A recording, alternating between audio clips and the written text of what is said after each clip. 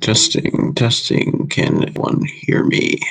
All right, I am officially live, everyone. Welcome to my first live, I guess. Let me make sure I can hear everything for my live.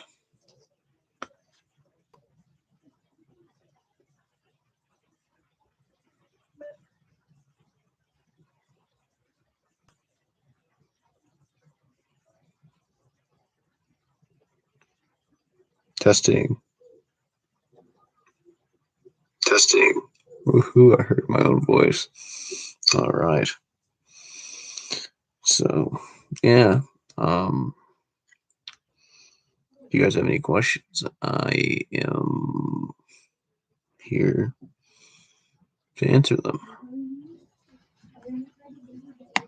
So I have another person in there. I don't know if it's counting me or not.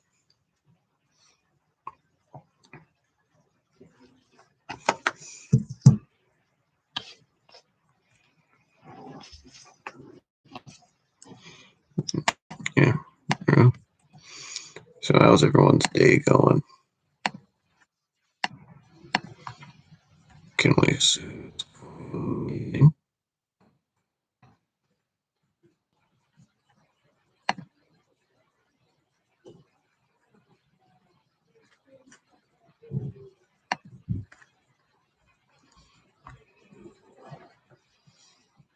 Yeah, yeah, I guess this is also technically a face reveal for me. I've never shown my face in a video. Don't really plan on doing that too often, but I like just showing my screen. But yeah, welcome to viewers. If it's even, I should be gone, so.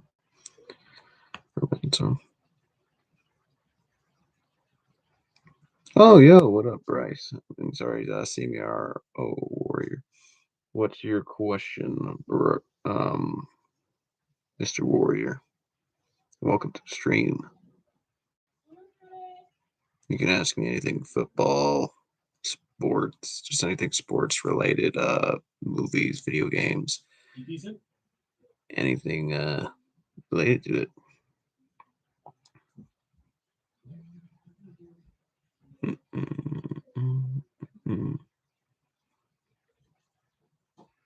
And can everyone hear me?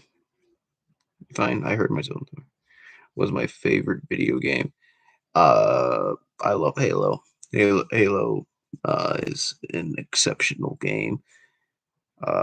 Just it's the first game I really played that I grew up with one of my cousins with, and it's just the memories there. I love the story. I love everything about it. Also, it was one of the first games that helped me overcome my fear. I used to be incredibly scared of the flood, so that was that's why it's my favorite video game. Minecraft's up there as well, but that's just because of I love that I could just create whatever I wanted and do whatever I wanted. Like I also just love also the variety of content you have. You have guys who go do mod things like Lucky Blocks. You add those fun mob battles as a kid, like that popular MMOs would do. And now you got like things like the Dream SMP where they've essentially made it like a play. So those are kind of my favorite video games. What about you? And we're gonna leave without you if you're not ready in like 30 seconds.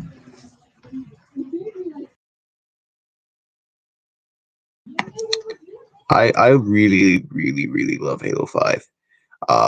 But Halo 2 is definitely up there as well. Uh, Halo 2 had like the amazing campaign that it had in there. Uh, and that's a big reason that five's weakness was its campaign, but everything else I loved about five. But two, I love the story of Arbiter being betrayed by the prophets, and I even like that we kind of saw Tartarus be conflicted. But I also thought that we saw what began to be the human Singhaley alliance. I love five because I absolutely just love its gameplay. I love the Spartan charge. I love the game modes like Infected. In terms of Rocket League, I've I think I've played Rocket League like once. I've never been played it all that much, but I might give it a try sometime. I know it's a very popular game. Why do you like Rocket League? That it's an interesting game. I it's definitely the most interesting concept I've ever seen. I've never seen a game that use like what looks to be like vehicles to a giant soccer ball into a net. It's definitely interesting. Yeah, uh, it's definitely an experience.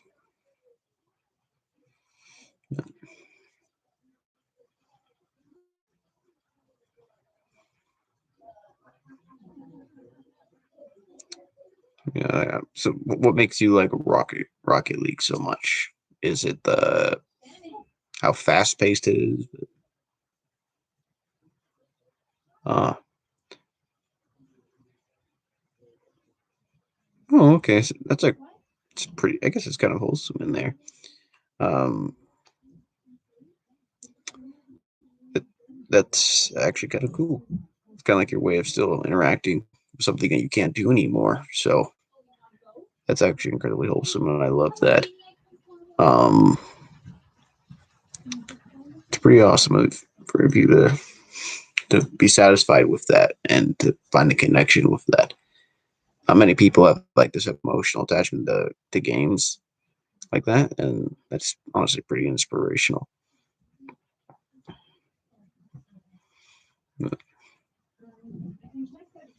It's just Rocket League's just like so fast paced and all that. So, uh, what were you better at, Rocket League or soccer in real life?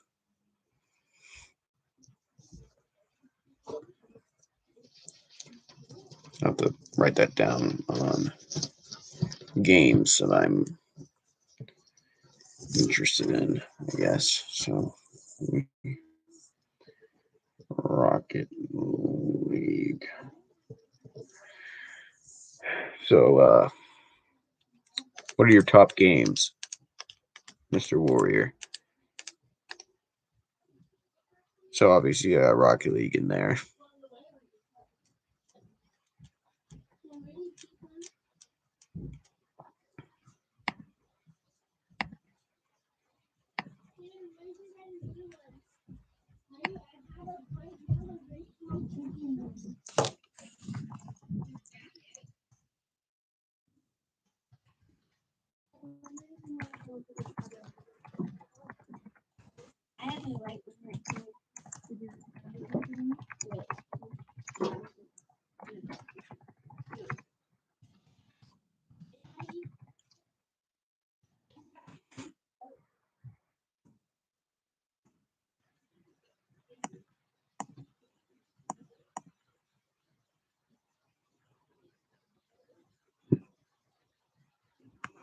Oh, that's actually kind of wholesome, my guy.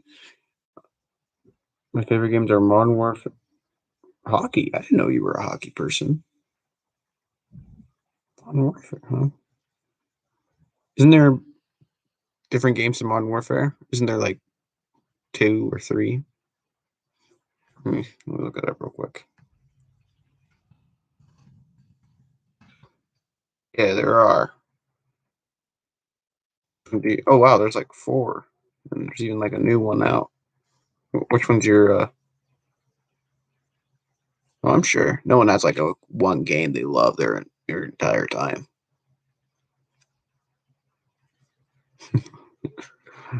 Honestly, you're my only questionnaire so far, so you can basically tell me anything right now or ask any question. I didn't expect the stream to even go that well. I was just trying to get a feel of it.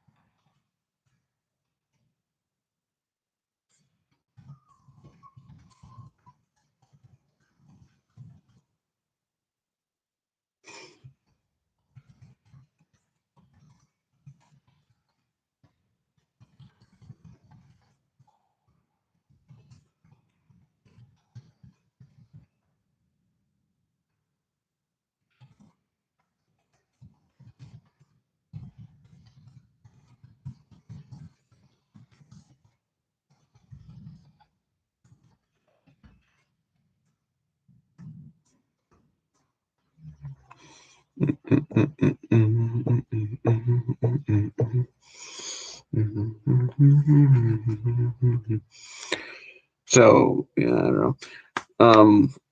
In terms, I guess, if of games, I guess I can go more in depth into my Halo thing. Halo, another reason why I like Halo is because how much simpler it is compared to like your Modern Warfare games, and like is I don't like that there's like so many different types of guns. But choose 5 Marvel heroes and 5 Marvel villains that are like the strongest best, or like the like my favorite best,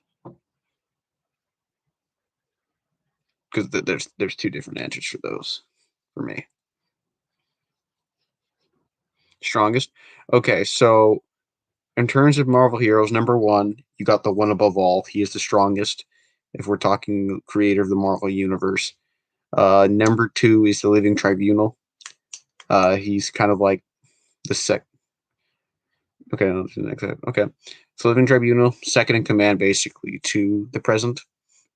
Then, after those two, that's where it starts to be more of a debate on who's the strongest.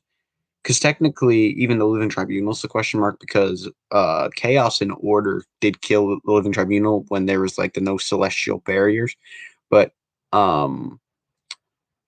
actually, no, not the Living Tribunal. Number two. Number two is Death. Uh, the girl that Thanos is so in love with is the number two. She is the like sibling to the one above all. Definitely the definitely the second strongest. Third is the Living Tribunal. And number four uh, would have to be the tie between Chaos and Order, due to the fact that they did kill Tribunal in the surprise attack, and they do kind of control Chaos and Order.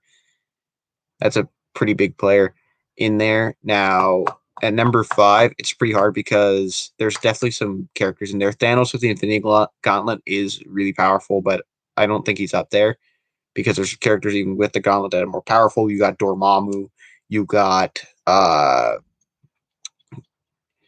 you got the Beyonder, you got you got Galactus. Even in a Prime Ultron, is very powerful, because Ultron has obtained the stolen the gauntlet from people before. But I would say at number five, Galactus. Stan Lee has said Galactus is the most powerful, and he has existed since before even the universe. So number five for me is kind of like Galactus, because he is more of an anti-hero. But in terms, that's kind of like my thing is, if we're going like off heroes, the Lady Death has been kind of a hero before, but only like when it benefits her. So if we're just basing off just like normal heroes, I guess, uh, number one above all, because he's a good guy. Number two, if we're going off like the cinema universe, well, okay, am I basing off his comments here? Off comics? I did not ask that question. That really might over that really simplify it for me, because comics is a lot more complicated.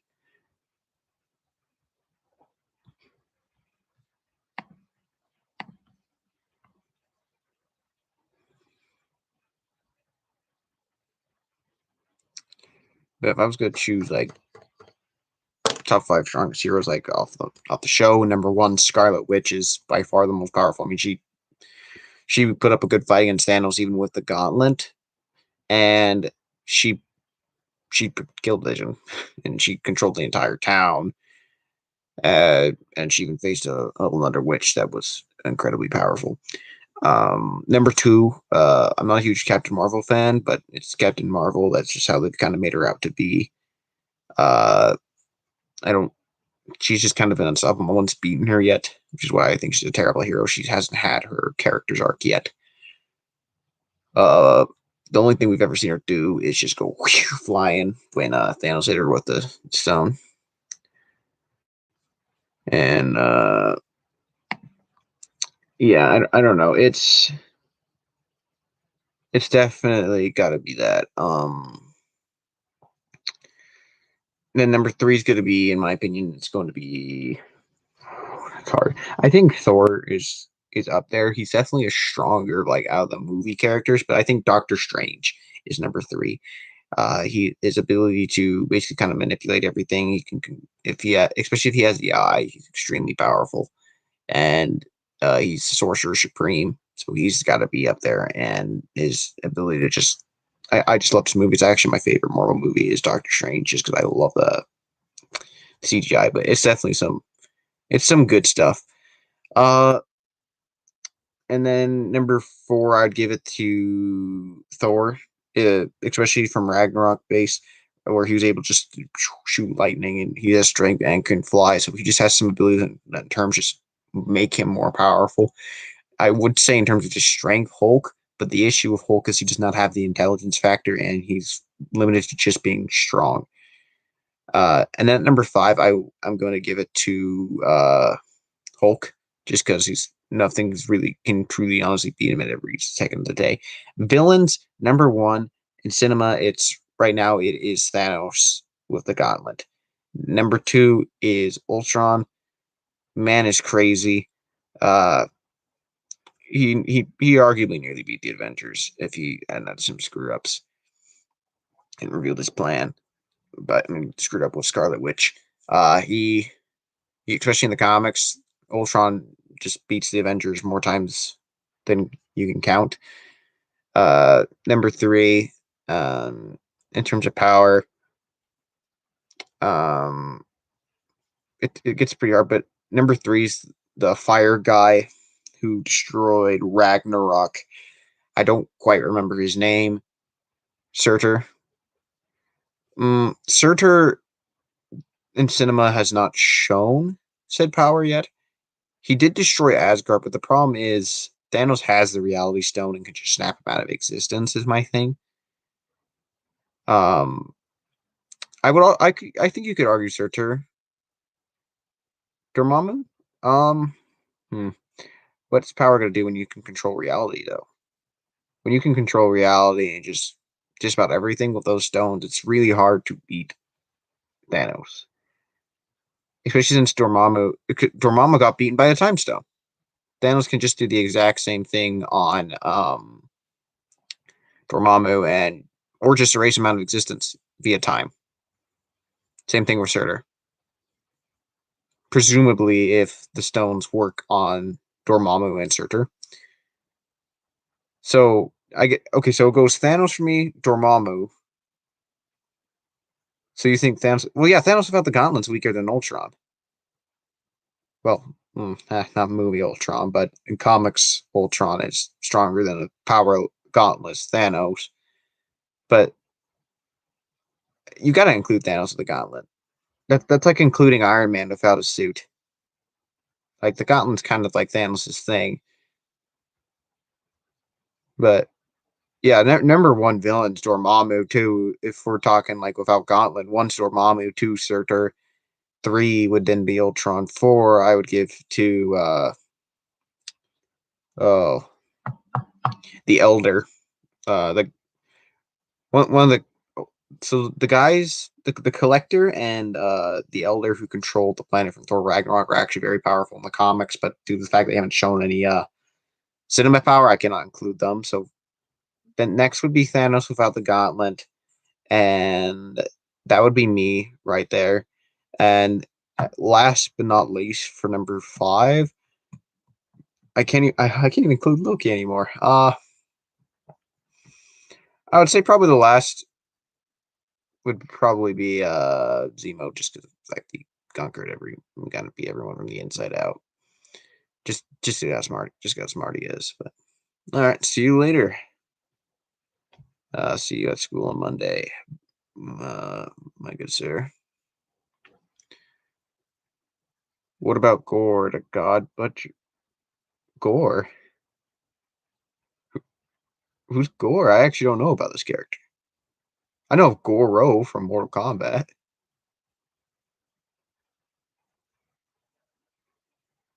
Also, welcome to the stream, Dead Dude Live.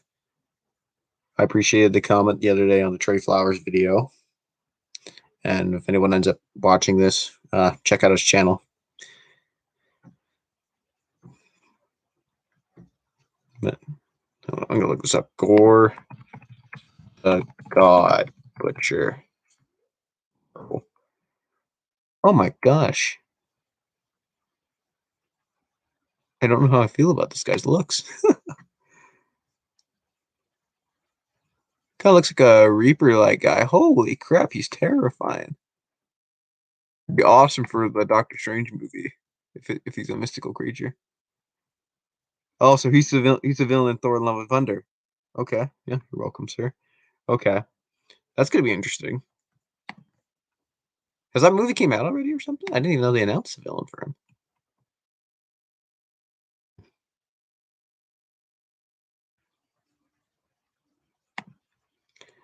So what's your questions, my guy? I guess I don't know enough about that character. I didn't even know he was announced. But I'll look into him. I guess I can give out my ranking for that.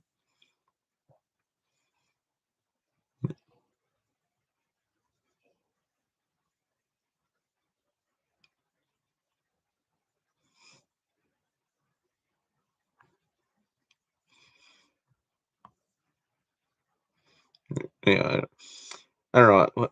This guy just oh man. He he's he's terrifying. He's got some cool looks on him. Or Love and Thunder.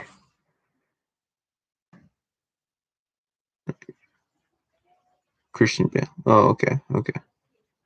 Christian Bale. Okay. Uh, okay. So okay, yeah. Who is Christian Bale's Thor villain? Probably the most terrifying looking character Avengers has ever shown so far. Looking at his comics, so oh, he's a god killer, isn't he? That's probably what it means by god butcher.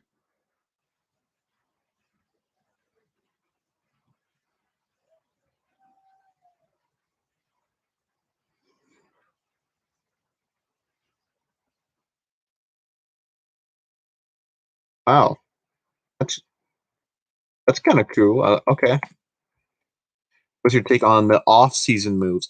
I actually like the off-season moves a lot.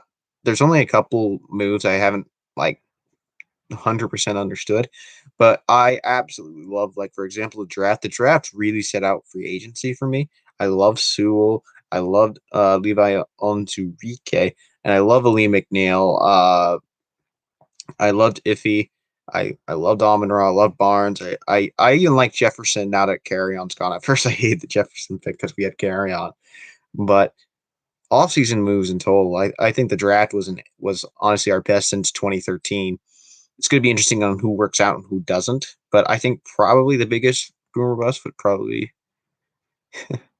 yeah, yeah, he's probably that guy is probably his OP just by looking at his character so far from summary.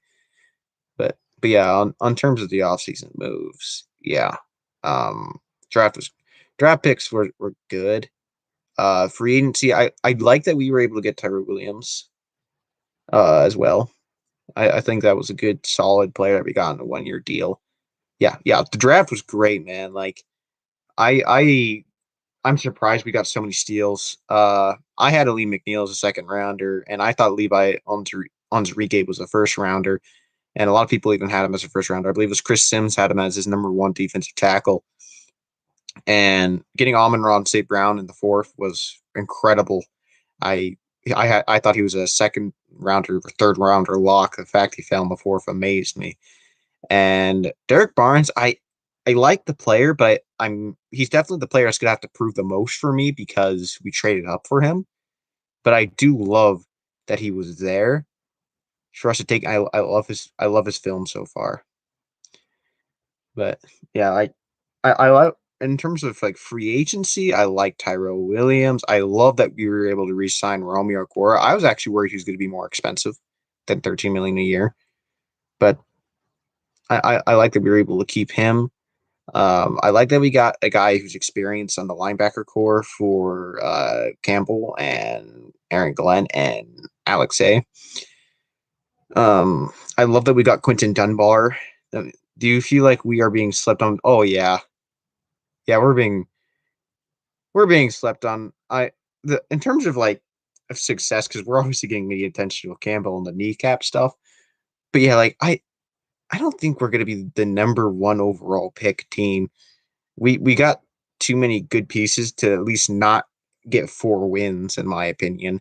You got DeAndre Swift, Jamal Williams, who are both exceptional running backs. You got TJ Hawkinson, who had an amazing 2020 season year. You got that great O line that contains Taylor Decker, who's a top 5 tackle. You got Ragnow, who's a top 3 and arguably the best center in football. And you go ahead and draft Sewell, and Sewell's supposed to be this Trent Williams type player that I really like as well. I don't I feel like people are making us out to be like the 0-16 Browns or winless Lions when we got Hawkinson and we got and I also think we got Amon Ra as well, and I think Rashad Perriman is gonna bound to have one of his crazy games as well. I feel like the defense is majorly improved with Ali McNeil and Levi O additions and Michael Brockers. We got a healthy Julian Okora. I think people are forgetting about him. I just posted a video about him. I think he's our secret weapon. And I think people forget that we got a pretty solid cornerback core. We got Dunbar, Iffy, Amani, and all that. You believe Cincinnati will be at the bottom? If not, then the Texans. Oh, Texans are going to be at the bottom for sure. The Texans are going with Tyrod Taylor or Davis Mills at quarterback after the Watson situation. Texans are my number one like worst team. Like their receiver core, all they have is Brandon Cooks, and they have an old injured David Johnson and a horrible line with a questionable coach at best. David Coley has done nothing to impress me. He had a horrible receiver core in Baltimore. Named one 1,000-yard receiver Lamar has. People talk about how Lamar is his running back, but to be fair, none of the receivers have been that good in Cincinnati so far. Marquise Brown regressed last year, and their defense is questionable. I mean, I can't even name a pass rusher off the top of my head for Houston. They got some nice defensive pieces like Zach Cunningham and Justin Reed, but like I don't really like that Texans team at all for like the next 3 years. I didn't even like their draft that much. I'm kind of like Davis Mills, kind of. I feel like he's kind of like a more athletic version of Jared Goff, but I would have gone like Kellen Mond or I would have made a move to get a quarterback if barely have any draft picks enough. If you're going to get a quarterback, you might as well get a good one. But I don't know. Houston's going to be the worst. Cincinnati, they got some pieces to win some games, but you, less than 6 wins. That depends. A healthy team, I totally agree with you that we are 6 or above team, but you got to account for injuries. There's some players that are bound to get hurt. We're not going to be 100% healthy. Remember the Matt Patricia era. I fully believe in 2019 if we were healthy. What about so that's my thing is injuries are might lead us to a worse record than if we were 100%. Like say we lose Goff and we're playing Tim Boyle, that could affect us. What about Flowers to the outside linebacker? Um, Curious about that. I like him better as an end than outside linebacker, and I think he's a better end than Michael Brockers. But I'm not so concerned about Flowers at outside linebacker. He played outside linebacker extremely well in 2017, 2018. Those are actually his best graded years for him for focus, and arguably his best years in pressure numbers as well, and sacks. So outside linebackers, Flowers is proven. I just thought he was better suited for end here than I did anything else. And then the player I'm worried about is Romeo. I've never heard of anything about Romeo being an outside linebacker. That's true. There is depth. There is depth. I actually think our receiver core has a lot of depth. I really like Tyree Williams and Perriman and Amon Ra and Cephas. And I'm actually kind of excited about either Javon McKinley or John Adams Jr. as well. We also got Hawkinson and Elise Mack and Darren Fells in there. The running back core is our depth spot along with our O line. We got Swift, Williams, Jefferson. I really like Rakeem Boyd as well. He's definitely a player. O line, we got Decker, Sewell, We got Crosby, and Matt Nelson showed promise last year as well. And our guard spot, Logan Stenberg. I want to give that guy a try, by the way. I really liked him, but we got Jonah Jackson, Logan Stenberg. We'll see what happens to Big V. Big V showed some promise sometimes uh last season. And then we got, let's see who else. I know we got another guard. We got Crosby who can play guard, and we got a good swing tackle as well in Crosby. So I like our spots. And we also, I believe we got Drake Jackson, the center from Kentucky, to back up Ragnow. And Ragnow can also play guard as well. So we got depth everywhere on the old line. It's a defense. And the defensive line has depth. We've not had that at all of the Matt Patricia era, but now we got Brockers, Hand, Levi O, Aleem McNeil, Trey Flowers, Romeo Cuora. We got Cornell and we got Penasini. But yeah, Mr. Nasty. Yeah. Okay. Okay. You've watched Dose of Dion.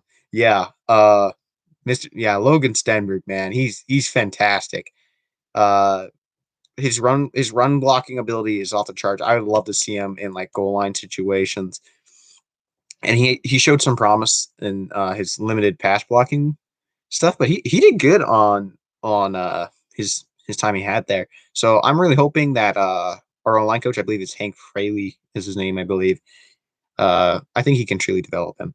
I think he's a better guard than Big V, who was just atrocious last year in pass protection, and I don't believe he's worth just the run blocking.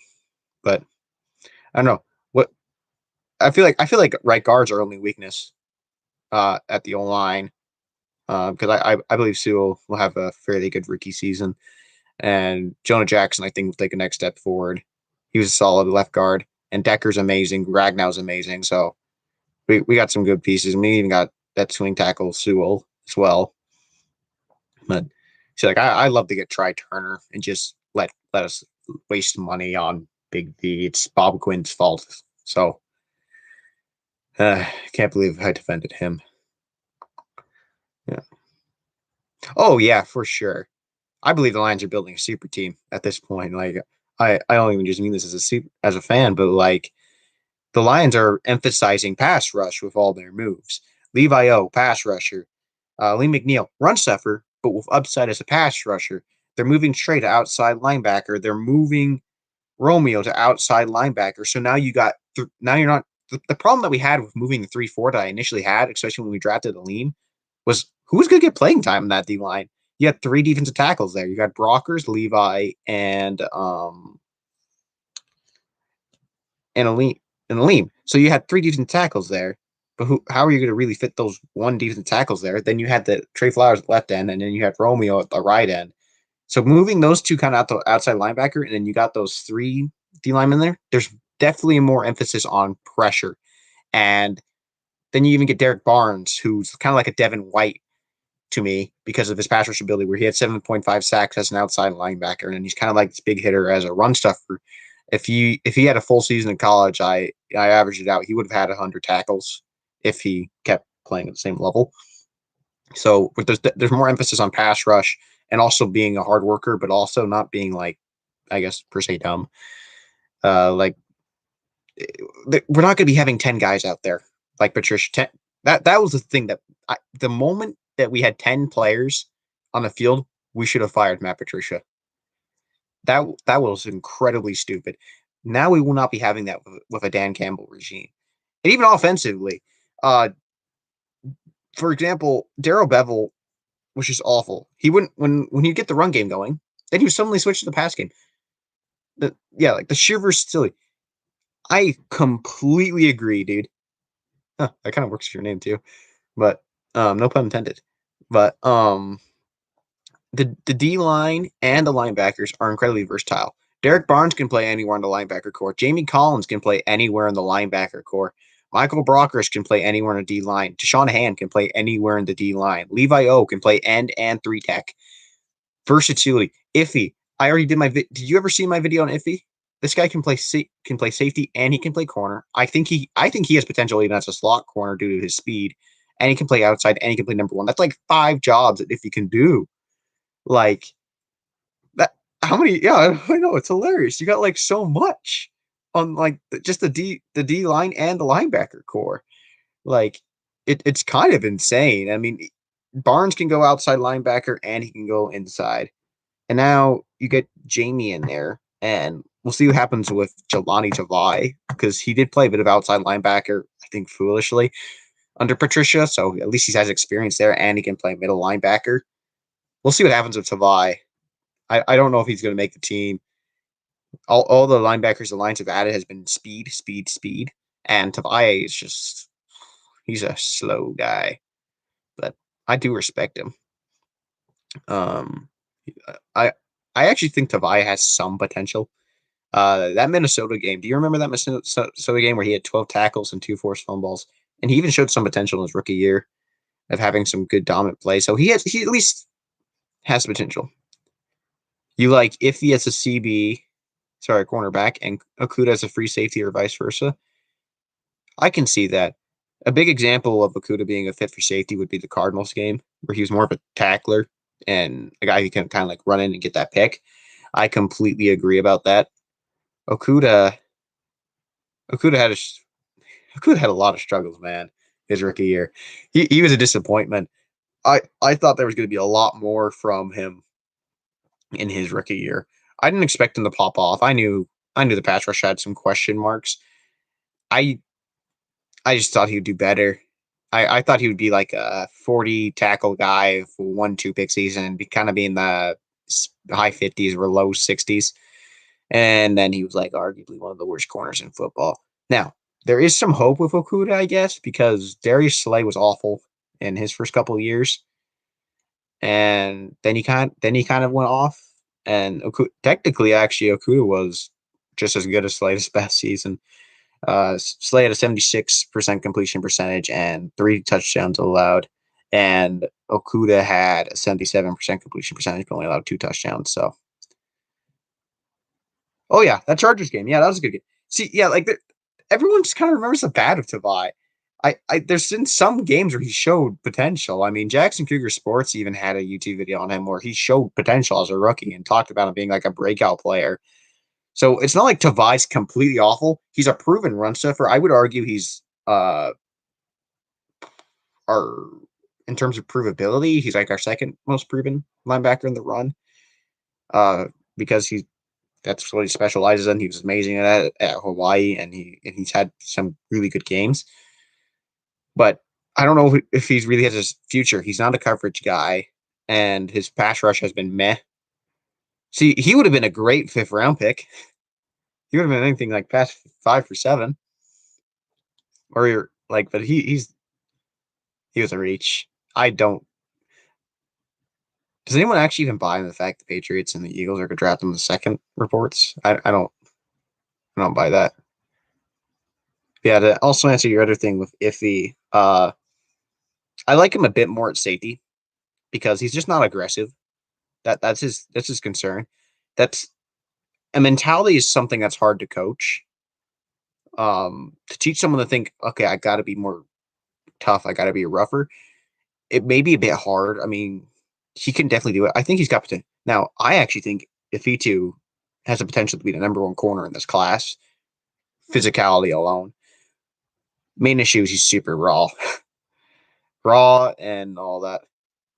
I'll take him over Will Harris. Oh, that's a disappointing guy. Will Harris, man, he just struggled the last 2 years. I was hoping that guy was gonna be like the next Diggs or something, but there's still some hope with Will. He improved his missed tackle percentage, and it took him like till the like second half of the season to allow a touchdown. But do we even know recognize like a memorable play from Will Harris? Like it's kind of sad. At least Tracy Walker had over 100 tackles season and played to his abilities right. But like, what did Will Harris do? Like, I don't know. He's the new Tease Tabor. I wouldn't go that far, man. Tease Tabor was awful, but yeah. Well, Tease Tabor was a second round pick. Will Harris was a third. Both suck. But at least Will Harris shut down Travis Kelsey. At least he did one good thing.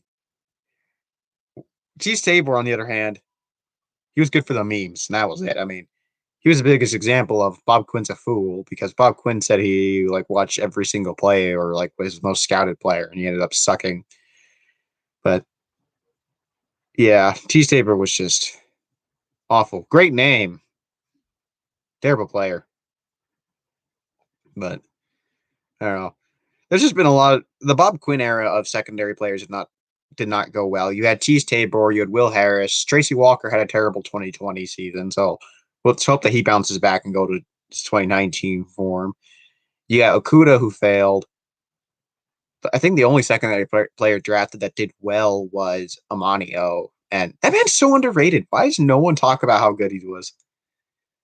Oh, the Bob Quinn era was so 50-50. He would like nail like a one pick, maybe two. Because let's see, 2017, I believe he drafted was 2017 right? No, 2018 was the first year of Patricia. So 2018 was Ragnow, Carry On, Tracy, Hand, and Crosby and Bodden, right? That was 2018. So his first draft was pretty good. Ragnow was a hit. Carry On started out pretty good, but injuries just killed him. And then third round, Walker has been very 50-50. He had a great 2019. And then fourth round, Hand. Dude, what is it with Bob Quinn and injuries? Hand was amazing at one point, and then he just keeps getting hurt, and so we don't really see much out of him. So 2018 was a pretty solid class. 2019, Hawkinson was a hit. Tavai was a failure. Will Harris was a failure. I think was it Austin Bryant that was drafted in 2019 in the fourth round? I believe it was. Lions 2019 NFL draft.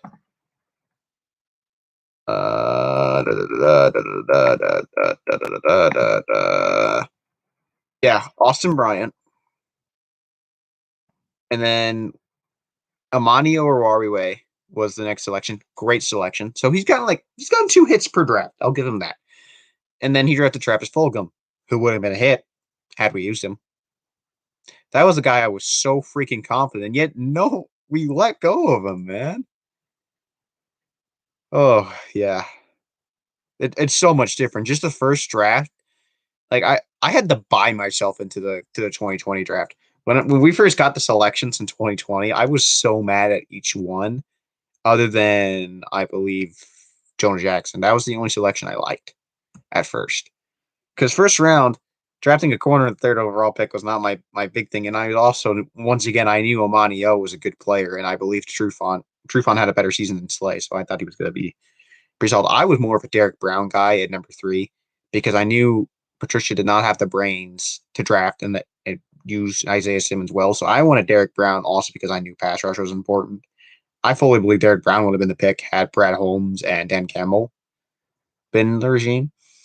But yeah, I wasn't happy about the Akuda pick. I didn't like the Swift pick at first because Carry On was playing fairly well at the time, and you also I don't know I didn't love getting a running back so much because I was a believer in Carry On at the time. But that was a win. That was a good selection. Props to Quinn. I'll give him that, but I kind of I wanted like a receiver, not a receiver. I wanted like a new linebacker really bad. I don't remember exactly who I wanted anymore. Third round, Julian was nice once I looked into his like how good he was, like pressure rates and pass rush win rate, uh, things like that. That was kind of my thing with Julian in terms of those pressure stats, but I don't know.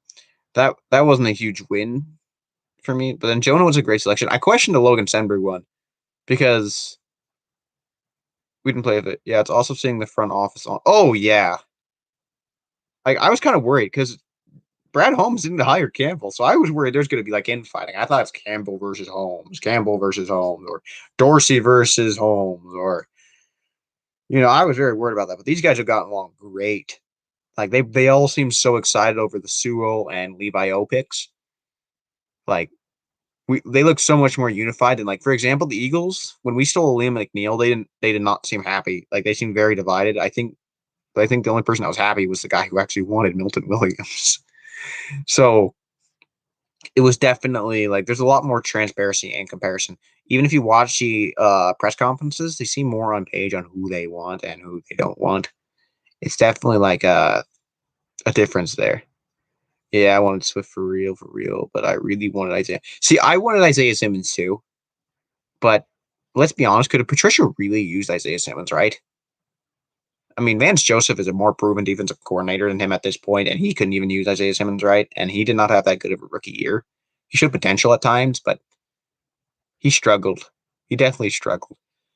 I was more of a Derek Brown because I knew the pass rush was going to be awful. I did not trust our defensive tackle group at all. Honestly, oh yeah, it was hilarious, dude. Yeah, I think it was Howie Roseman. He was like trying to fist bump some people, like, yeah, we did. And every guy's like, no, we wanted Aleem. Milton Williams is gonna suck. And fist bumped him. And the one guy didn't even fist bump him back. He's like, I can't believe they drafted a defensive tackle. Oh, it's the end of the world. Oh, it's great. Like, I love it when the draft is like steals for us. And so definitely, definitely hilarious to me. Like honestly, the fact the Lions got so many steals is just amazing to me. Penny Sewell was supposed to go top 5, and he could have been top 3 in any other draft. He could have been number 1. I mean, if Eric Fisher went number 1, Penny Sewell definitely would have gone number 1 in the draft. You got Levi O, who's supposed to be a first rounder, and round 3, then you got Lee McNeil, who I thought was supposed to be a second rounder, and then once again you got Iffy. Iffy, was mocked by a lot of people to be a first rounder, or I thought was a second round lock. And then for Amon Ra, supposed to be second or third. Once again, Barnes was the only one who was kind of like, oh, that's a surprise. And then 7th, Jamar Jefferson was just kind of a steal because he was supposed to be drafted. I feel like I agree, but I feel like any new regime could use Simmons at least somewhat properly. I don't know about that one. That was kind of the concern with Isaiah Simmons. Was he a safety? Was he a slot corner? Was he a linebacker? Was he an outside linebacker? Like there wasn't like a known what to do with him. But I will say I do agree that this regime could have possibly used him right. You got Mark DeLone, who used Nick Kowalski, Nick K, the guy who's the linebacker for Raiders, and you got Roquan Smith, who developed well. Danny Trevathan had his best year since 2013 under DeLone. So there's that. You got that good linebackers coach. Aaron Glenn's a smart guy, and yeah, I can agree. They might have been able to use him properly, but he was such a big if because who knew what happened with him? But his versatility was insane. And my big thing is also who cares? Who cares if he couldn't be used, if he couldn't been used in multiple positions? That's awesome. But if he could, because if he could play outside linebacker, great. If he could play middle linebacker, great. The most telling piece of the new regime is looking at all these picks. They all want to play for our front office, and he's oh yeah, it's really telling. When you got Penei Sewell, who was already a Lions fan and was like pumped to be there, then you had Levi O pumped to be there, and he was like, I want to make people feel like crap, and that just sounded like a Dan Campbell pick right there. And you got Lee McNeil and Levi O, who are just being brothers in arms. All the guys just seem happy. Like you even got Amon Ra, who's like, I'm ready to steal a job.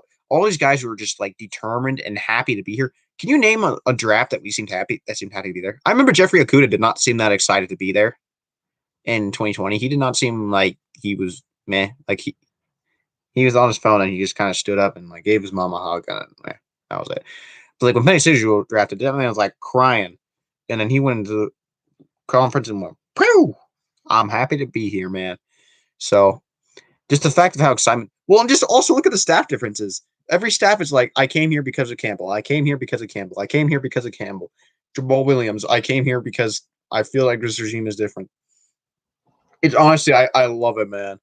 And I'm very happy to see the fact that people are coming here because they believe in it.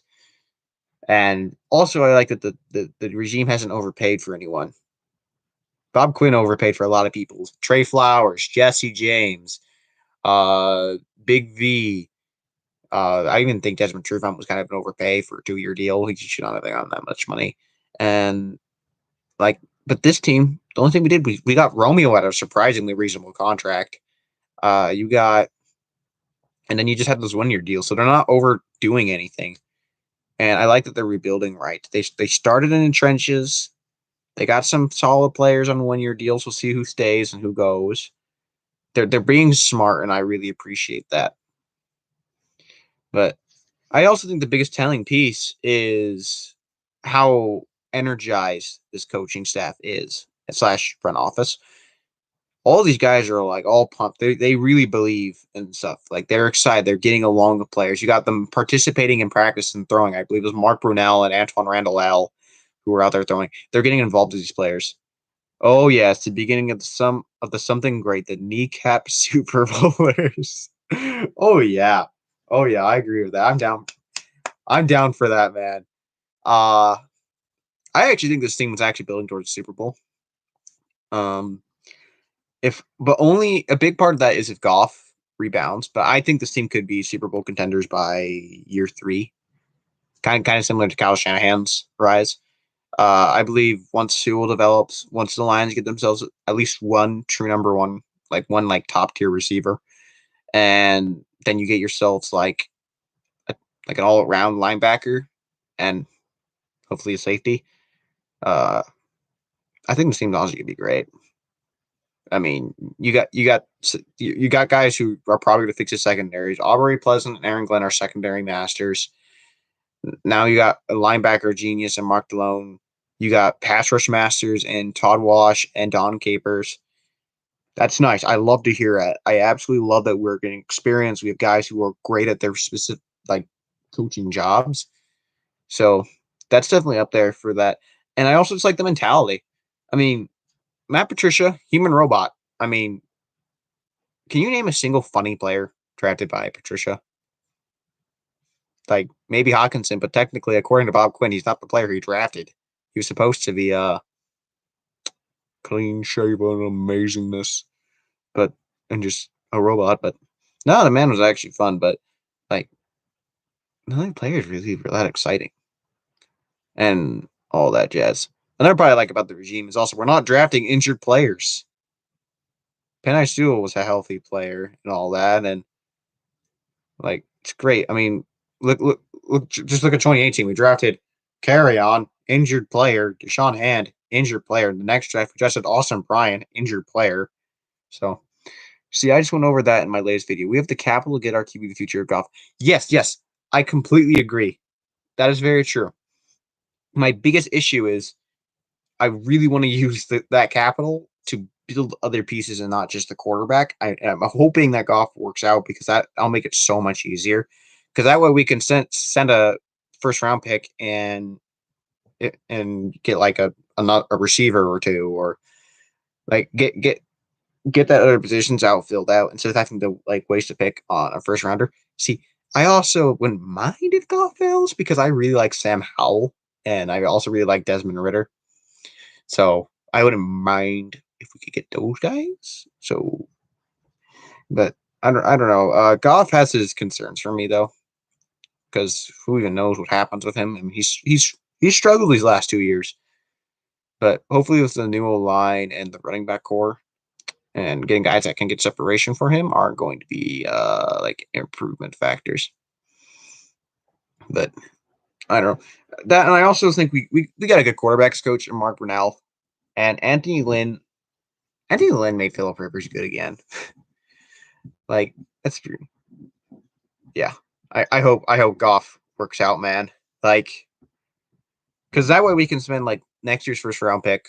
We can go ahead and get like Kyle Hamilton there, or we can get like a top tier linebacker if anyone comes out there, or we can get like Justin Ross or some type of big receiver, and then we have a whole another first round pick, right? I really hope that we don't have to like waste our draft pick instead of just wasting a pick on that. I mean, I would love an explosive QB, but it's very rare you find a Patrick Mahomes or Russell Wilson in a draft. Um, but yeah, I don't know. It's some interesting stuff, but I mean, I already did a video on Goff on why I think he'll be good. I mean, he's proven he's good with a good line and a run game, and I don't know. I also feel like half of the reason he kind of struggled is McVay and Goff kind of had a straight relationship, and McVay wanted to do more complicated things. If you watch his video, he talked about like wanting to throw it deep a lot more, which fits Stafford more, and being able to kind of do more. Goff's kind of like a more simple, like play action heavy, like RPO kind of guy. Just we're gonna play action, we're gonna kind of do shotgun, kind of more of a in the huddle, West Coast kind of a deal, and that's where we're gonna see Goff here for the Lions. But you can't really expect that much. You want to pocket? I agree. I'm not the best. The best quarterbacks in NFL history are pocket passers. Tom Brady, Joe Montana. Sure, it's fine to have mobility, but you gotta be a passer. And mobile quarterbacks, one injury, they don't play as well. And also they just get figured out. Name how many Super Bowls Michael Vick went to. After Donovan Madden's one Super Bowl, how many Super Bowls did he went to? After Cam's 2015 season, how many Super Bowls did he go to? It's just, I mean, of course, pocket passers aren't perfect. You got guys like Case Keenum and Kirk Cousins, but pocket passers are the success of the league. Joe Montana, pocket passer. Dan Marino, pocket passer. Brady, pocket passer. You can arguably Mahomes is more of a pocket passer too. He's not much of a he can run, he can definitely move, but he's a pass first guy. And I even want to compare that. Lamar Jackson. Why do you think he doesn't do well in playoffs? I want to see your opinion on that. Because I want to see if we have a bit of a difference on that. Why do you think Lamar Jackson only has one playoff win? He's 1-2. Maybe it's coaching. Maybe it's the fact that David Coley sucked as a receivers coach. Maybe it was talent.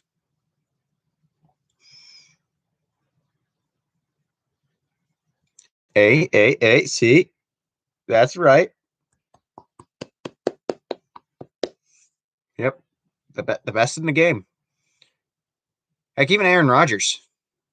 Now, the one issues with Breeze and Rodgers mentioning those guys is they haven't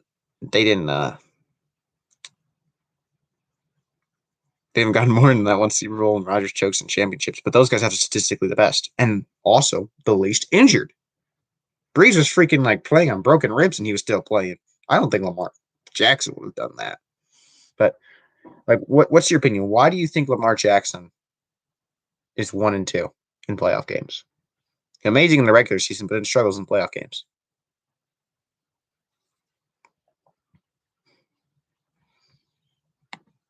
And he barely won the last one.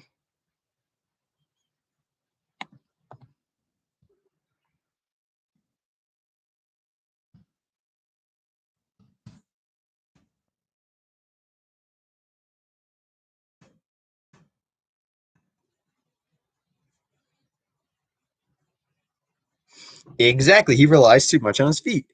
Yeah, that's the problem. When asked to pass, he doesn't succeed. That's the problem. These mobile QBs rely so much on running with their legs, and their pass ability drops because there's no longer the threat of them just running for a 40-yard touchdown. Lamar Jackson, look at the Browns game where they got blown, where the Browns blew them out. He struggled.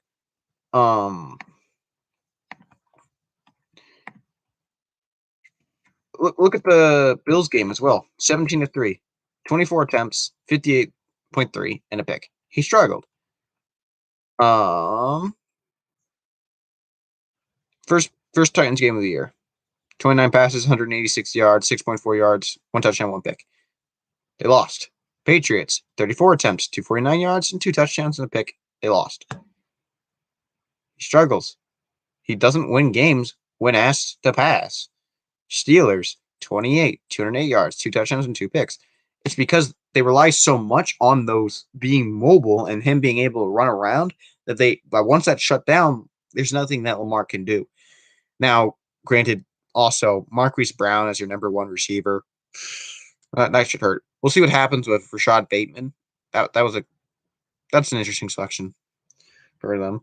But, hopefully improved receiver play can actually help Lamar do better in that run game, so that way the running back joke ends.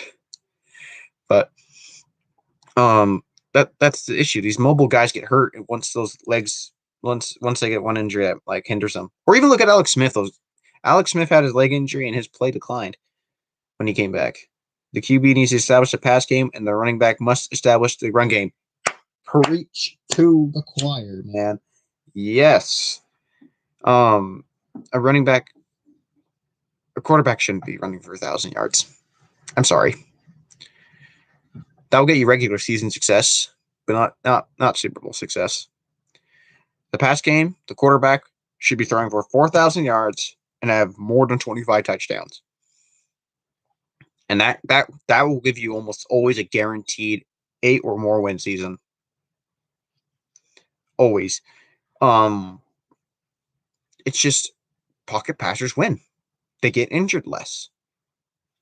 How many times did Peyton Manning get hurt? Like, he had the one injury in Indianapolis that I can recall that made him get moved to Denver, but in Denver, he didn't get injured all that much. Aaron Rodgers, he had like the collarbone, but then he came back and he was just fine. Drew Brees, he had his major injury, came back, he was just fine. Can we say the same for Cam Newton? Did he play to the same ability during his time in Carolina? That's my worry. And also, name a quarterback who has played as long as guys like Tom Brady and Peyton Manning that was a mobile runner. I can't. I mean, or even Brett Favre. Then Brett Favre played into like his late 40s. Like, mobile quarterbacks just don't play for as long, and then and when they do try to play like a Michael Vick, then they're just awful. Pocket passers last longer, they win more. Sorry, end of discussion. They win more, better throwers. They last longer. They're more durable most of the time. It's an easy choice in my opinion. Like I would love a Sam Howell. Sam Howell would be a great addition if Goff doesn't work out. But I don't know. No Cam Randall. Yeah. Oh, I don't know why he ran away from that one. There was just no effort on that move. Cam should have at least like went on it, but can't. Okay. Cam is the most overrated quarterback in the NFL. Changed my mind. He had one season, 2015, and then that's it. I can't get behind the fact that Cam was like this almighty end all be all quarterback, and then he got injured after 2015. He wasn't good. But I don't know. At least Cam Newton won some playoff games. I mean, what can we say for Stafford? I guess, but I wish we had a team for Stafford, dude. Honestly, Stafford at least would have won a playoff game if it wasn't for that Anthony Hitchens linebacker play. But that probably opened up some old scars there. It's already opened up in me. But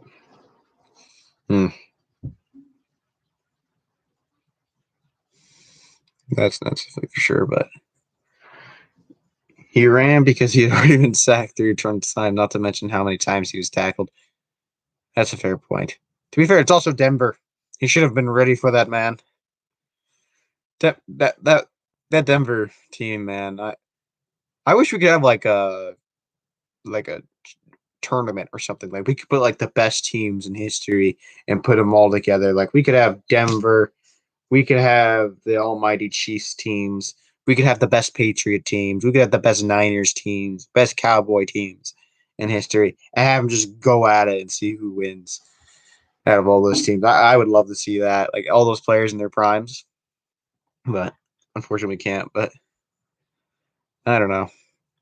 This Cam, he was an interesting player, but I don't know.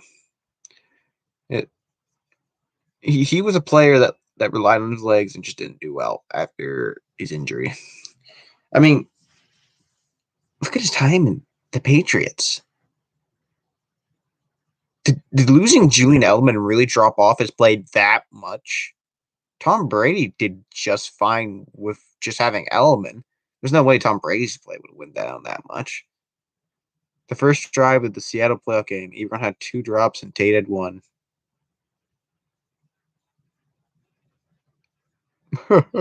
Yeah, dude, that game was crap. Was it Tavon Wilson or Connor Dix? What was the play that the Seahawk player like literally grabbed the face mask and pulled across, and for whatever reason they called the playoff a PI call on that. I believe it was a Diggs or Tavon Wilson for that play. Do you remember who it was?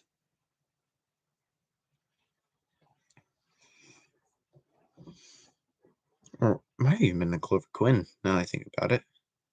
Hello, second person. Who keeps? How are you doing? At least it says I got 2.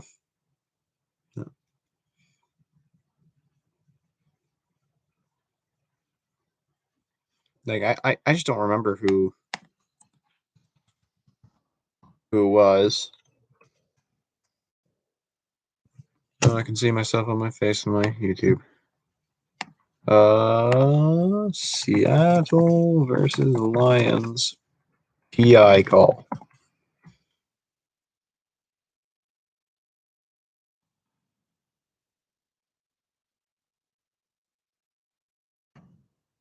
I don't remember, but I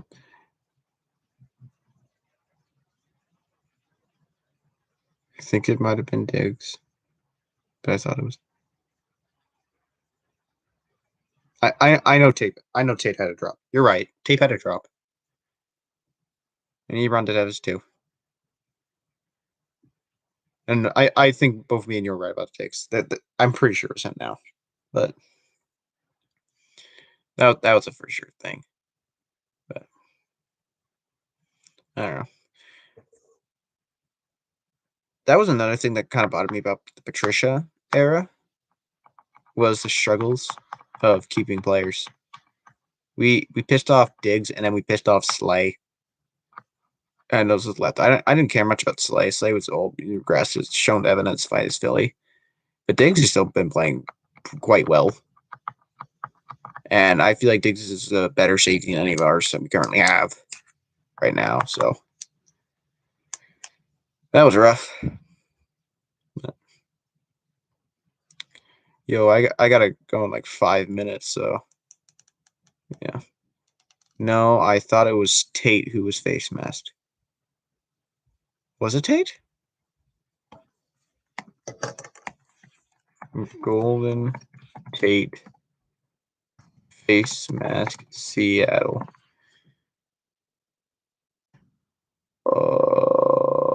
Let's see. This is Seahawks PI call.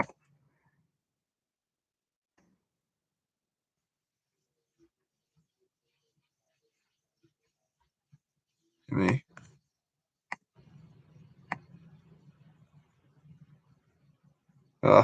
Nice rewatching. Lions getting cheated completion by the refs. Here it is. Here it is. Here it is. Seattle.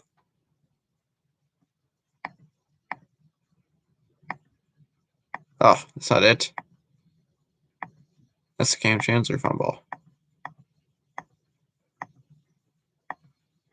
The Golden Tate Atlanta score. It doesn't show. I don't know. I think I don't remember. It might have been Tate action. Now that I remember that, but I don't know. But I don't know, man. I gotta go in like 5 minutes. So, do you have any more questions, my guy? Thanks for the questions and the view, by the way. Definitely appreciate it. This is a good starting stream for me. I'm hoping to do these now that I got time because of summer. So, and hopefully I'm going to be able to be on Luke G show sometime in the summer. I've got to work that out with him. Trying to practice for these like live questions instead of having, I guess, time on comments.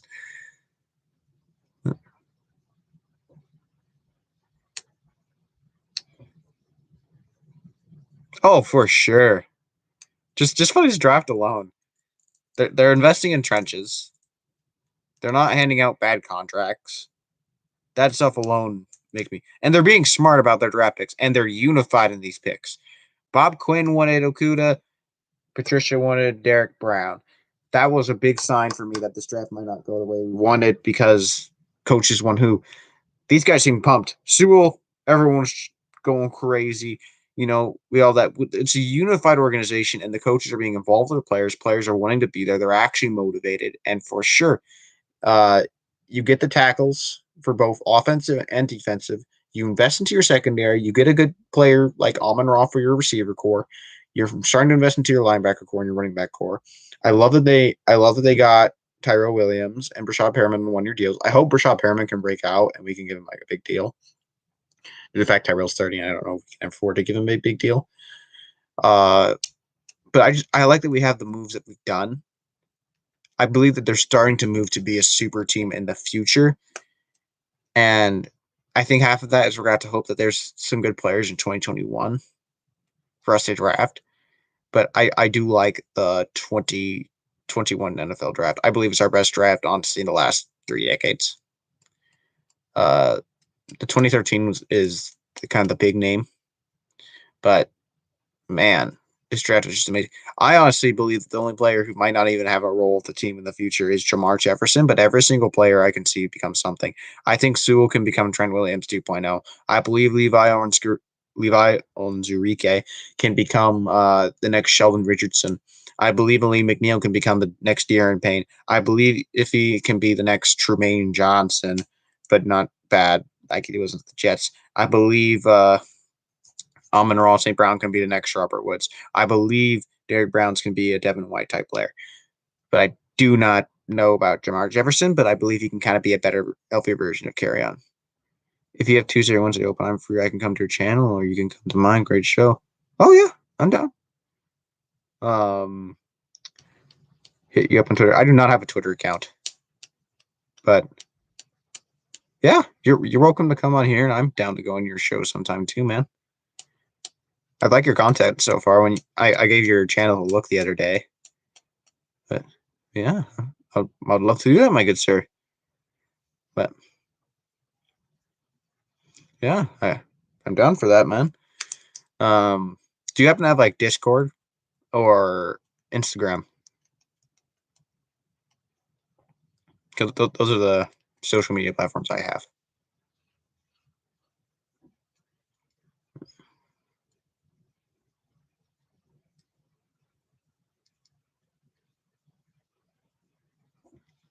Because I might have time on Tuesday, but Wednesday through Saturday, I'm gonna be gone. I got some family business to tend to, some fishing.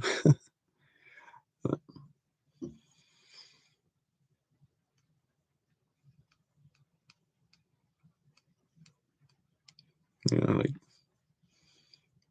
your channel is definitely one of the more entertaining ones that I have. Yeah. Okay. Dope. My name is Analytic 1929, I believe.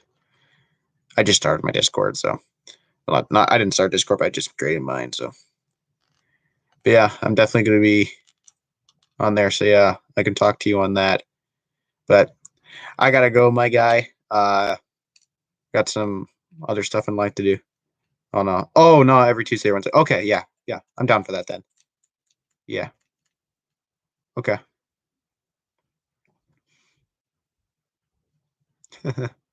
Yeah.